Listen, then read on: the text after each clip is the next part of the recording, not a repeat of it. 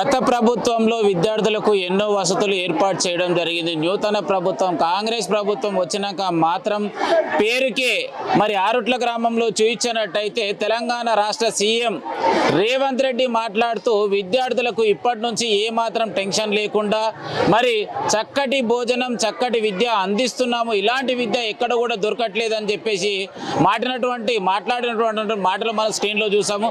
కానీ ఈరోజు చూస్తున్నట్టయితే రంగారెడ్డి జిల్లా మహేశ్వరం నియోజకవర్గంకి సంబంధించినటువంటి గురుకుల హాస్టల్ని విద్యార్థులకు మరి అక్కడ ఉన్నటువంటి విద్యార్థులను ఇక్కడికి షిఫ్ట్ చేసి మరి తల్లిదండ్రులకు ఏమాత్రం సమాచారం ఇవ్వకుండా మరి ఈరోజు వేలాది మంది తల్లిదండ్రులను రోడ్డు పైన కూర్చునే అవకాశం తెచ్చినటువంటి గొప్ప ప్రభుత్వం ఏదైనా ఉందంటే కాంగ్రెస్ ప్రభుత్వం ఖచ్చితంగా చెప్పొచ్చు.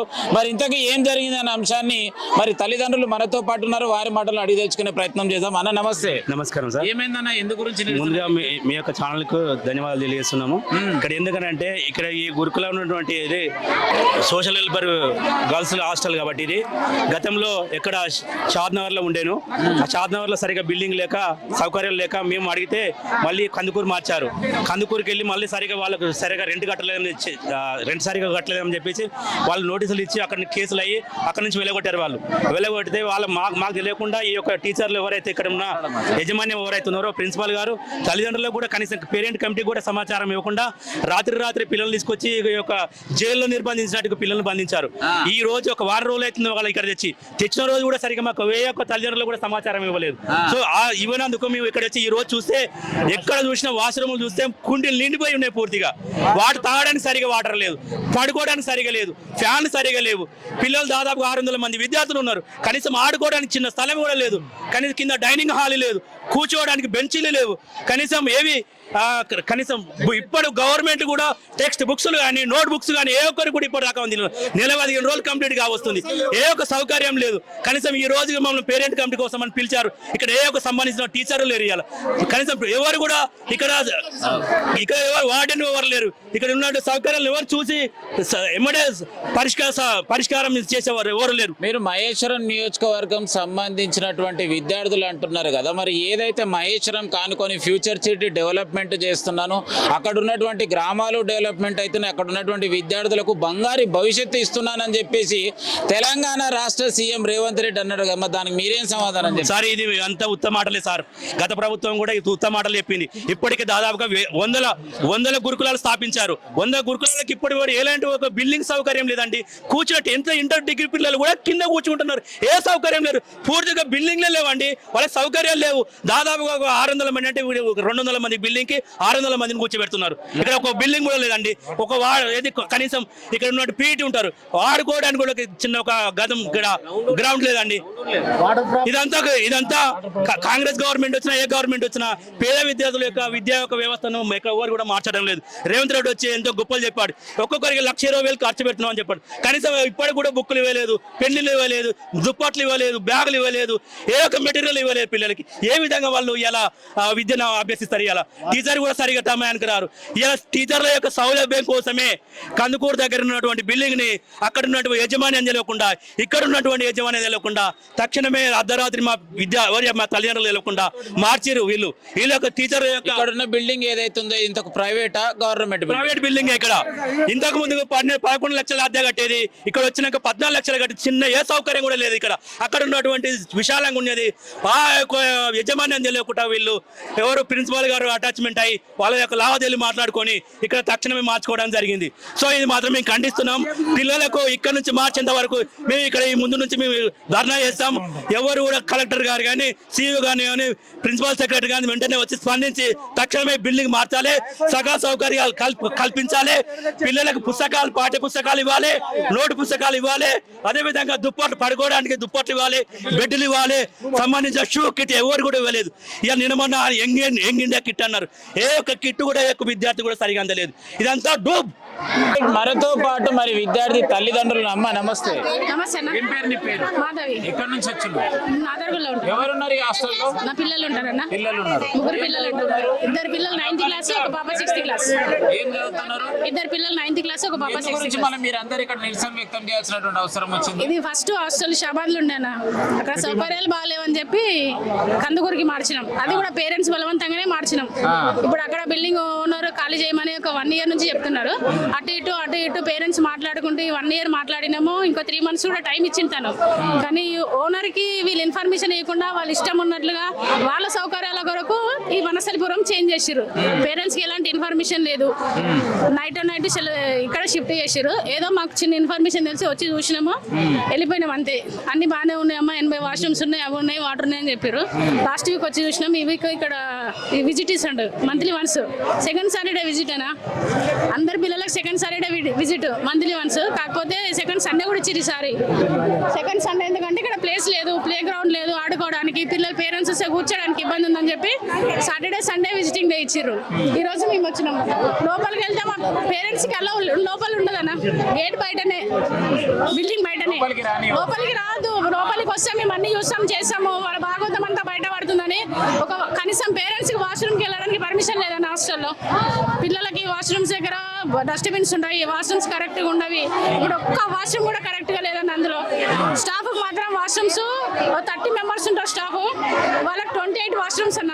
ఓన్లీ స్టాఫ్ 28 వాష్రూమ్స్ తీసుకున్నారు. వాళ్ళ వాష్రూమ్స్ కి లాక్ చేసుకున్నారు. పిల్లల వాష్రూమ్స్ కి అయితే కనీసం అడుగు పెట్టడానికి కూడా లేదన్న. పిల్లల పరిస్థితి ఏంది, వాళ్ళు ఎట్లా తింటారు, ఎట్లా మాత్రం అడుగు పెట్టలేరు. వాళ్ళ వాష్రూమ్ తాళాలు వేసుకుంటారు. కనీసం పిల్లలకు బట్టలు ఉతుకోవడానికి ప్లేస్ లేదు. పిల్లలు ఇట్లా ఒంగోని ఒకళ్ళు వీపు పైన ఒకళ్ళు బట్టలు పెట్టి సబ్బు పెట్టి ఎత్తుకుంటున్నారు. వాళ్ళ పిల్లలు అయితే అట్లా ఎత్తుకుంటారా?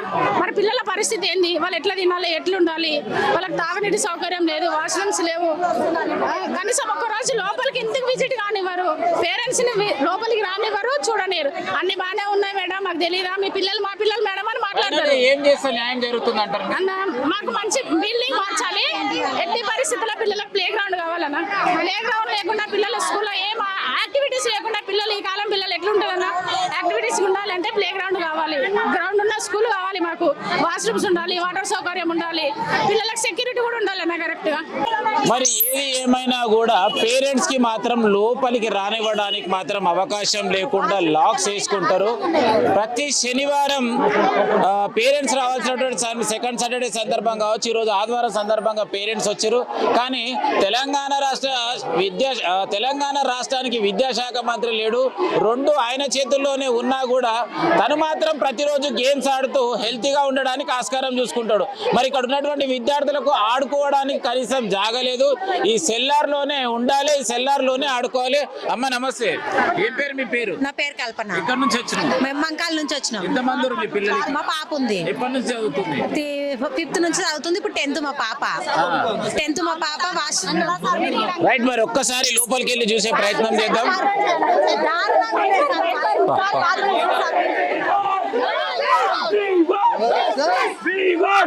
మరి ఏదైతే ఇంతమంది తల్లిదండ్రులు ఇక్కడ నిరసన వ్యక్తం చేయడం జరుగుతుంది. మీరు గవర్నమెంట్ కి సంబంధించినటువంటి టీచర్ మనతో పాటు ఉన్నారు. అమ్మ నమస్తే మేడం. ఏమంటారమ్మా, దేని గురించి పర్మిషన్ తీసుకోవాలి? తల్లిదండ్రులు నిరసన చేస్తున్నారు. తల్లిదండ్రులు రావచ్చు, తల్లిదండ్రులు రావచ్చు అండి. మీడియాని రావద్దనట్లేదండి. హైయర్ ఆఫీసర్ పర్మిషన్ మా పిల్లలని ఏకాఏకిగా కందుకూరు హాస్టల్ నుంచి మాకు తెలియకుండా పిల్లలతోటి పెట్టెలు మోయించి రోడ్డు మీద నిలబెట్టారు. పిల్లలందరినీ ఆడికెళ్ళి ఇక్కడ వరకు మోయించారు.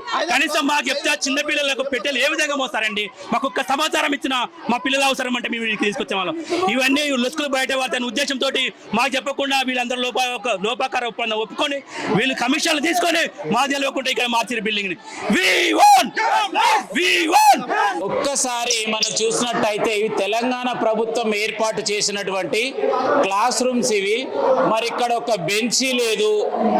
బెంచీ లేదు, బ్యాగులు మొత్తం చెల్లా చెదరగా కుప్పలుగా వేసుకొని కూర్చొని ఉన్నటువంటి పరిస్థితి. మరి ఈ విధంగా ఉంటే అసలు విద్యార్థులు ఎక్కడ కూర్చుంటారు? మరి ఒక్క టేబుల్ కూడా ఏర్పాటు చేయలేని దౌర్భాగ్య పరిస్థితిలో ఈ కాంగ్రెస్ ప్రభుత్వం ఉంది అంటే ఖచ్చితంగా చెప్పొచ్చు. మరి ఒక్కసారి వెళ్ళి అక్కడ బాత్రూంల పరిస్థితి ఏ విధంగా ఉందో చూపించే ప్రయత్నం చేస్తా. సో ఒక్కసారి లైవ్ లో చూసుకున్నట్టయితే చిన్నారులు అందరూ కూడా టేబుల్స్ లేక కింద కూర్చొని చదువుకోవాల్సినటువంటి దుస్థితి ఏర్పడ్డది. మరి ఇక్కడ చూడొచ్చు క్లియర్ గా అందరు కనీసం ముఖాలు చూపించలేని పరిస్థితి, ఇంకా ఒక్కసారి వాష్రూమ్స్ పరిస్థితి చూద్దాం ఏ విధంగా ఉందనేది. మరి ఒక్కసారి చూసినట్టయితే ఎక్కడికక్కడ డ్యామేజ్ ఉన్నటువంటి వాష్రూమ్స్. ఈ వాష్రూమ్స్ చూస్తే అసలు పిల్లలు ఏ విధంగా ఉండడానికి ఆస్కారం ఉంది, అసలు ఎలాంటి మెయింటెనెన్స్ లేదు, వాటర్ సఫిషియెంట్ లేదు, డోర్స్ సరిగ్గా లేవు. మరి ఇలాంటి వరస్ట్ పరిస్థితులు ఏ విధంగా చిన్నారులు ఇక్కడ ఉంటారు ఒక్కసారి క్లియర్ గా చూడొచ్చు.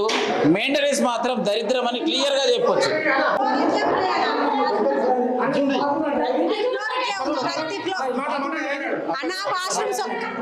వాష్రూమ్స్ ఒక్కటి కూడా బాగాలేవు, ప్రతి ఫ్లోర్ ఇట్లే ఉన్నవి. బాత్రూమ్లు అంటారా, అసలు ఇది బాత్రూమ్ లేనా, మరి దారుణంగా ఉన్నాయి, వాసన వస్తున్నాయి. పిల్లలు వారం రోజులు అవుతుంది ఇక్కడికి వచ్చి, వారం రోజుల సంది పిల్లలు సర్దులు జ్వరాలు సర్దులు, పిల్లలు తిండి కూడా సరిగ్గా తినబుద్ధి అవుతుంది అంట, బట్టలు కాళ్ళ మీద పెట్టి ఉత్తుకుంటున్నారంట, బట్టలు ఉత్తుకోనికి కూడా జాగలేదు పిల్లలకు. కొద్దిసేపు ఉంటేనే వాసన వస్తుంది. మీరు పొద్దున వచ్చి సాయంత్రం పోయి టీచర్స్ కి అంత నీట్ గా పెట్టుకురు. 24/7 పిల్లలు హాస్టల్ ఉంటారు, 24/7 పిల్లలు హాస్టల్ ఉంటారు. ఎట్లా తింటారు పిల్లలు, ఎట్లా ఉంటారు?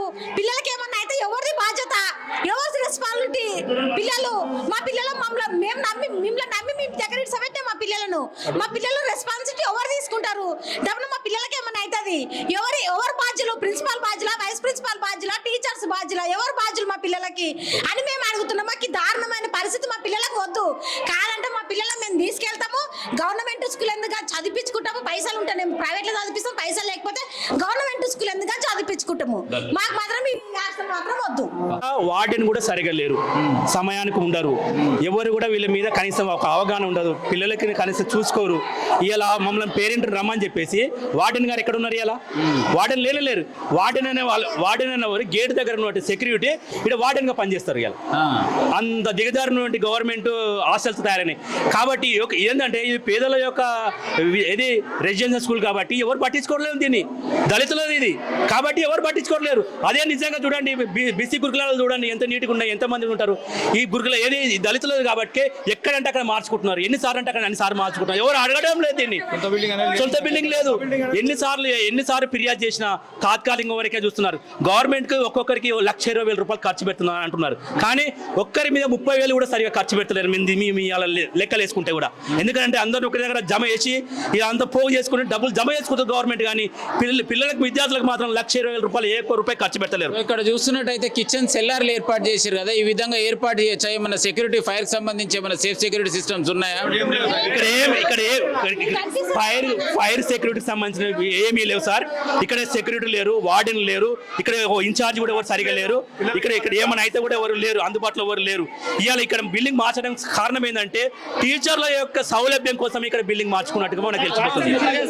తెలంగాణ ప్రభుత్వం నుంచి హోటల్స్ పైన ప్రత్యేక నిఘా ఏర్పాటు చేస్తున్నాం. మరి ఫుడ్ వ్యవస్థ కావచ్చు, ఏదైనా కూడా గవర్నమెంట్ ప్రత్యేక శ్రద్ధ తీసుకుంటున్నాను. మరి గవర్నమెంట్ కి సంబంధించినటువంటి హాస్టల్ పైన ఏ విధంగా శ్రద్ధ తీసుకుంటున్నాం? మేము దాదాపుగా 3 గంటలు మేము దాదాపుగా 2 గంటల నుంచి ఇప్పుడు దాదాపుగా 5-6 అవుతుంది సార్. అప్పటి నుంచి మేము ఇలా బయట కూర్చొని మా పిల్లల కోసం కొత్త బిల్డింగ్ వేరే బిల్డింగ్ మార్చాలని అనుకుంటున్నాం, కానీ ఇప్పటి కూడా ఎవరు కూడా పట్టించుకోలేరు. ఎంత నిర్లక్ష్యం ఉందో చూడండి. ఆర్సీఓ గారు, దీనికి ఆర్సీఓ గారు హెడ్ ఉంటారు, ప్రిన్సిపాల్ ఉంటారు, ప్రిన్సిపాల్ లేరు, కానీ వైస్ ప్రిన్సిపాల్ లేరు. ఇక్కడ కనీసం పిల్లలకి చూసుకోవడానికి కూడా వార్డెన్ కూడా లేరు. ఎంత నిర్లక్ష్యం గవర్నమెంట్ చూడండి. ఇవాళ గొప్పగా చెప్పుకుంటున్నారు, యంగ్ ఇండియా అని చెప్పేస్తున్నారు, అన్ని ఫ్రీ ఇచ్చేస్తున్నాం అని చెప్పి. ఏ యొక్క పిల్లలకి ఏం ఫ్రీ ఇచ్చినా ఏం లాభం అండి? మీరు సరిగా చూసుకోండి. పిల్లలకు సౌకర్యం లేదు, టీచర్ సరిగా లేరు, ఇక్కడ బాత్రూమ్ చక్కలేదు. ఎవరైనా జనరల్ గా మా యొక్క విద్యార్థులు మా తల్లిదండ్రులకు వచ్చి మేము చెప్పి అడిగితే ఆ పిల్లలను కూడా టార్గెట్ చేసుకొని మాట్లాడుతున్నారు టీచర్స్. అంటే ఒక్క నిమిషం సార్, ఇంకో ఫైనల్ గా ఏంటంటే పిల్లలకి ఇక్కడ అసౌకర్యంగా ఉందని చెప్పి మాకు చెప్తే మేము టీచర్ అని అడిగితే మేము వెళ్ళిపోయిన తర్వాత వాళ్ళ ఆయన అడిగిండు, వాళ్ళ కూతురు ఎవరు అని పిలిపించి వాళ్ళని టార్గెట్ చేస్తున్నారంట. వాళ్ళని మాత్రం మేము బయటకు వెళ్తే మాత్రం మేము ఊరుకోం సార్, మేము ప్రత్యేకంగా వాళ్ళ మీద మేము నిఘా వేస్తాం. రెండోది గవర్నమెంట్ కూడా ఒక అప్పీల్ చేసుకుంటున్నాం.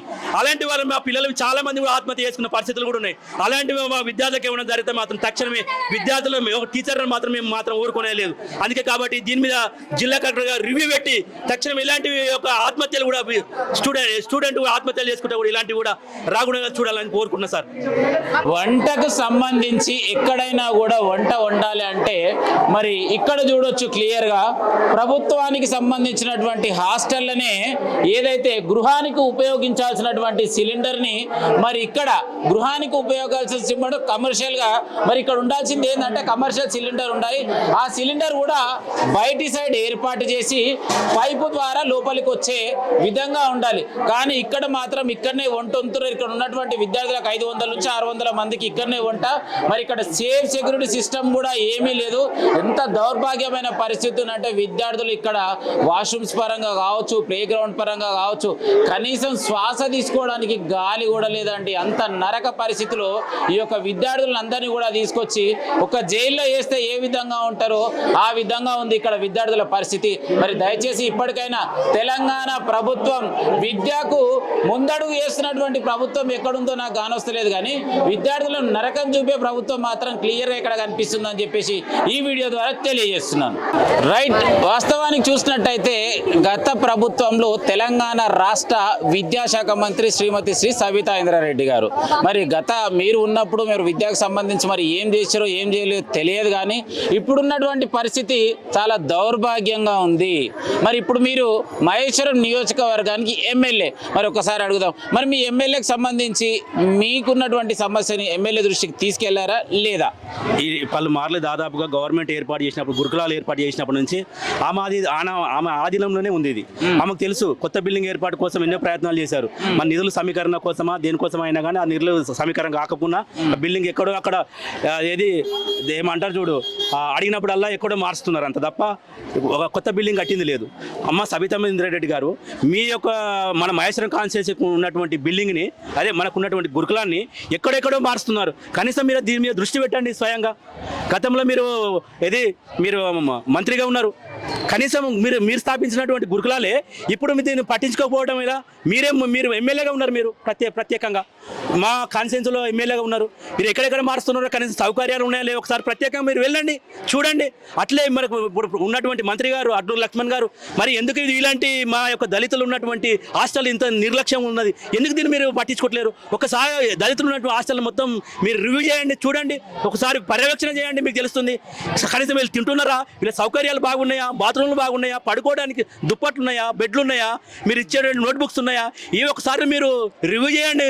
అడ్డూరు లక్ష్మణ్ గారు ఇవాళ గొప్పలు చెప్పుకుంటున్నారు, ఇవాళ మేము ఎన్నో సౌకర్యాలు కల్పిస్తున్నాం అని చెప్పేసి. ఇవాళ రేవంత్ రెడ్డి గారు ఇది మన విద్యాశాఖకు మంత్రి ఉన్నారు. సో అలాంటప్పుడు రేవంత్ రెడ్డి గారు ఎన్నో చెప్తున్నాడు, కానీ స్థానికంగా చెప్పినటువంటివి కింది దాకా అమలు కావట్లేదు. ఒకసారి మీరు కింది రివ్యూ చేయండి, ఎవరైతే నిర్లక్ష్యం చేస్తున్నారో వాళ్ళ మీద చర్యలు తీసుకోండి. ఇలా మేము పేరెంట్ ఇలా రోడ్డు మీదకి వచ్చి మాట్లాడేంత దాకా మీరు ఎందుకు చూస్తున్నారు? లక్షల కోట్లు ఖర్చు పెడుతున్నారు చెప్తున్నారు. ఒక విద్యార్థికి 1,20,000 రూపాయలు ఖర్చు పెడుతున్నప్పుడు ఎక్కడండి మీరు? ఇలా మాకు అంటే 30,000 40,000 రూపాయలు ఖర్చు పెడుతున్నారు. తీరా చూస్తే అంటే ఏ సౌకర్యంలో దుప్పటి ఒక 100 రూపాయలు అనుకోండి, మీరు ఇచ్చిన సామాన్య ఒక ప్లేట్కి ఒక 100 రూపాయలు అనుకోండి, మీరు ఇచ్చేవి ఏం పెద్దగా ఏమి ఇస్తలేరు. మీరు అంటే 30,000 ఖర్చు అవుతున్న ఒక సంవత్సరానికి విద్యార్థుల మీద అందరూ ఒకే దగ్గర దమేసి మీరు భోజనం పెడుతుంటే ఏ సౌకర్యం లేదు. అలాంటప్పుడు మీరు మా యొక్క విద్యార్థుల మీద దాదాపుగా మీరు 80,000 రూపాయలు మీరు మిగిలించుకుంటున్నారు. ఒకసారి రివ్యూ చేయండి. నిజంగా ఏదైనా మేము తల్లిదండ్రులం మాట్లాడడానికి సిద్ధంగా ఉన్నాం. మీరు నిజంగానే కార్పొరేట్ స్కూల్ మాదిరిగా మీరు మారుతా అన్న మీరు ముఖ్యమంత్రి గారు ఇవాళ మీరు మా పేద విద్యార్థులు చదువుతున్నటువంటి గురుకులాల మీరు ఎందుకు మీరు రివ్యూ చేయట్లేదు? చూడండి మీరు లైవ్ ఈరోజు మీరు ఈ మీడియానే ఉంది కదా, మీడియా సాక్షిగా ఇవాళ ఎంత ఘోరంగా ఉందో. అంటే దళితులు చదువుకున్నటువంటి పిల్లలు బాగుపడకూడదు, దళితులు ఉన్నటువంటి హాస్టళ్ళు బాగుపడకూడదు. కాబట్టి ఈ నిర్లక్ష్య వైఖరి మీరు అవలంబిస్తే మీకు ఖచ్చితంగా ప్రతిరోజు మేము ఈ రోడ్డు మీద నిలబడవలసిన పరిస్థితి వస్తుంది. అవసరం అనుకంటే మేము దళితులం అందరం అయ్యి మా బీసీ అందరినీ జమ చేసుకొని గవర్నమెంట్ కూడా వ్యతిరేకంగా నినాదాలు చేసే పరిస్థితులు ఏర్పడదు. కాబట్టి ఇలాంటి మీరు తక్షణమే మీరు అందరూ దీని మీద ఉన్నటువంటి ఎమ్మెల్యే గారు, సంబంధించినటువంటి మంత్రి గారు, ప్లస్ అదేవిధంగా ముఖ్యమంత్రి దీనికి వివరిస్తున్నారు, విద్యాశాఖ మంత్రి ఖచ్చితమే దీన్ని స్పందించి ఇక్కడ మాకు తెలియకుండా ఈ బిల్డింగ్ మార్చినందుకు అదే ఉపాధ్యాయుల మీద, ప్రిన్సిపాల్ మీద తక్షణమే చర్య తీసుకోవాలి. అవసరమైతే సస్పెండ్ చేయాలి. ఇంకోటి, మా పిల్లలు మాకు తెలియకుండా రోడ్డు మీద దించి ఆ పిల్లలతోటే పెట్టెలు మోయించారు. వంట వాళ్ళు ఎంత నరకం అనుభవించారు. ఎక్కిన తీసుకొచ్చి జైలు వేసినట్టు ఇక్కడ ఒక సెల్లార్లు వేశారు. కనీసం ఇక్కడ ఏది ఆక్సిజన్ తీసుకోవడానికి కూడా, గాలి తీసుకోవడానికి కూడా లేదు. ఇవాళ మేము మా పరిస్థితి ఏంది? ఇవాళ కనీసం ఏ తల్లిదండ్రులు లేకుండా మా పిల్లల్ని ఏ విధంగా తీసుకొస్తారు? మీకు ఎంత ఉంటే మీరు మా దగ్గర కూడా తీసుకొస్తారు. మీరు రేపు మా పిల్లలకు ఏమైనా జరిగితే మీరైనా బాధ్యులు, గవర్నమెంట్ ఆ బాధ్యులు. ఏమైనా తీసుకొస్తున్న ప్రయాణం ఏమైనా జరిగి ఉంటే ఏమైనా బాధ్యులు ఎవరు? మీరు ముఖ్యమంత్రి బాధ్యులా, లేకపోతే అటూరు లక్ష్మణ్ బాధ్యులా, ఎమ్మెల్యే గారు బాధ్యులా? అమ్మ సబితమ్మ గారు తక్షణమే మీరు స్పందించి ఈ యొక్క గవర్నమెంట్ మీద మీరు ఉన్నటువంటి మీరు ఏది మీరు ఏది పరోక్షంగా ప్రత్యక్షంగా వచ్చి చూడండి, చూసి మీ యొక్క దాతలు ఎవరు ఉన్నారో చూడండి. అయ్యా మీరు ఇంతమంది హీరోలు అంటున్నారు, ఇంతమంది సినీ యాక్టర్లు అంటున్నారు, మా పేద విద్యార్థుల యొక్క భవనాలకు బిల్డింగ్ దానం చేయండి, అప్పుడైనా బాగుపడతారేమో, ఈ గవర్నమెంట్కి బుద్ధాన్ని వస్తారేమో. ఎందుకంటే ఎంతో మందికి దానం చేస్తున్నట్టు అంటున్నారు. మా యొక్క పేద విద్యార్థులకు దానం చేయండి, అప్పుడైనా విద్యా వ్యవస్థ బాగుపడుతుందేమో. ఒక తల్లిదండ్రుల ఆవేదన చూసినట్టయితే రియల్లీ నాకే బాధ అనిపిస్తుంది. మరి ఒక్కడ లెటర్ రాసిరు శ్రీత గౌరవనీయులైన TGSWRS మహేశ్వరన్ ప్రిన్సిపల్ గారికి విషయము, ఈ బిల్డింగ్ వద్దు వేరే బిల్డింగ్ చూడండి అంటే వాళ్ళ ఆవేదన ఏ విధంగా ఉంటే ఈ విధంగా లెటర్ రాస్తారనేది ఒక్కసారి అర్థం చేసుకోండి. మహేశ్వరంలో ఉన్నటువంటి హాస్టల్ని రాత్రికి రాత్రే విద్యార్థులతోటి వాళ్ళ సూట్ కేసులు మోయించి సామాన్లు మోయించి తల్లిదండ్రులకు తెలియకుండా ఇక్కడ అంటే సిటీలో కనీసం ఇక్కడ చెట్లు లేవు, కనీసం గాలి లేదు. ఇలాంటి పరిస్థితి అంటే ఒక్కసారి లోపలికి వెళ్ళి చూస్తే మొత్తం సెలార్, వంట వండడానికి కూడా అక్కడ సెక్యూరిటీ లేదు. మరి ఏదైతే వంట వండుతున్నటువంటి సిలిండర్లు కూడా గృహానికి ఉపయోగపడే సిలిండర్లు వాడుతున్నారు. ఏదైతే మరి ప్రభుత్వానికి సంబంధించినటువంటి మరి హాస్టల్ అయినప్పుడు ఇక్కడ సరైన ఏర్పాటు చేసి మరి వాళ్ళకు కావాల్సినటువంటి ప్లే గ్రౌండ్ ఏర్పాటు చేస్తే చాలా బాగుంటుంది. ఒక్కసారి చూడొచ్చు ఆ పిల్లల ఆవేదన. మరి ఆ 4 ఫ్లోర్ల నుంచి ఈ జైల్లో నుంచి మమ్మల్ని ఎప్పుడు తరలిస్తారు అనే అంశంగా విద్యార్థుల ఆవేదన కనిపిస్తుంది. లోపలికి వెళ్ళి చూసినట్టయితే కనీసం కూర్చోవడానికి టేబుల్స్ కూడా లేవు, కింద కూర్చొని విద్యార్థులు చదువుకోవాల్సినటువంటి అవసరం వచ్చింది. సో ఏది ఏమైనా కూడా తల్లిదండ్రులు ఒకటే వాళ్ళ ఆవేదన వ్యక్తం చేస్తున్నారు. తెలంగాణ రాష్ట్రానికి ఉన్నటువంటి సీఎం గారు మీరు విద్యాశాఖ కూడా మీరే వహిస్తున్నారు. దయచేసి ఇప్పటికైనా మీరు 10 సార్లు మహేశ్వరం వచ్చి ఫ్యూచర్ సిటీ కాదు, మరి ఇక్కడ ఉన్నటువంటి ఇలా ఆవేదన ఏదైతుందో ఒక్కసారి ఇక్కడికి విచ్చేసి మరి వీళ్ళ ఆవేదన తీరిస్తే బాగుంటుంది, వీళ్ళ జీవితాలు బాగుపడతాయి. దయచేసి ఏదైతే బిల్డింగ్ ఉందో ప్రభుత్వం నుంచి నిర్మించినటువంటి కొత్త బిల్డింగ్ నిర్మించి ఇస్తే బాగుంటుంది. అప్పటి వరకు ఇక్కడ నుంచి షిఫ్ట్ చేసి వేరేది ఏదైనా సౌకర్యంగా ఉన్న బిల్డింగ్ ఏర్పాటు చేస్తే బాగుంటుందని చెప్పేసి తల్లిదండ్రులు ఆవేదన వ్యక్తం చేయడం జరుగుతుంది. కెమెరామెన్ సైతం జర్నలిస్ట్ గొంగడి సీనన్న.